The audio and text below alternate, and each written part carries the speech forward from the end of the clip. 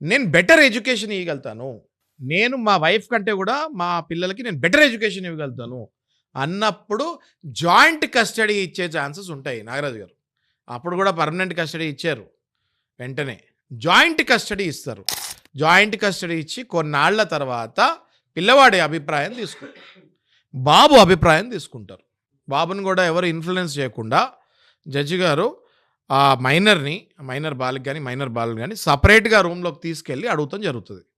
కొన్ని technical questions వేసి questions వేసి మీకు అమ్మ ఎలా రియాక్ట్ అవుతుంది, ఇలా చేస్తే నాన్న ఎలా రియాక్ట్ అవుతారు, నాన్న నీకు బాగా చూసుకుంటాడా, అమ్మ బాగా చూసుకుంటుందా, ఎవరైనా నిన్ను అరుస్తారా, ఎవరైనా నీ మీద తిట్టారా, నిన్ను ఎవరైనా కొట్టారా, ఇలాంటి అనేక ప్రశ్నలు జడ్జి గారు పర్సనల్గా అడిగి బాబు లేదా పాప యొక్క అభిప్రాయం తీసుకొని అప్పుడు పర్మనెంట్ కస్టడీ తండ్రికి వచ్చే ఛాన్సెస్ ఉంటాయి. ఇంత ప్రాసెస్ ఉంటుంది నాగరాజు గారు. ఇంత ప్రాసెస్ తర్వాతనే ఆ చైల్డ్ని permanent custody ఇస్తానికి court అంగీకరిస్తుంది.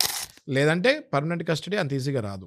So pure psychological maturity మీద డిపెండ్ అయ్యి ఉంటుంది. దాంతోపాటు సోషల్ స్టాటస్ని బట్టి కూడా డిపెండ్ అయ్యి దాన్ని బట్టి మదర్కి ఇవ్వాలా ఫాదర్కి ఇవ్వాలంటే కోర్టు డిసైడ్ చేస్తుంది. అంతే కదా సార్? ఓన్లీ ఆర్థిక సామర్థ్యం మీద డిపెండ్ అయి ఉండదు. అదే అనేక పారామీటర్స్ మీరు అన్నట్టు సోషల్ స్టేటస్తో పాటు సైకలాజికల్ స్టేట్ వెరీ ఇంపార్టెంట్.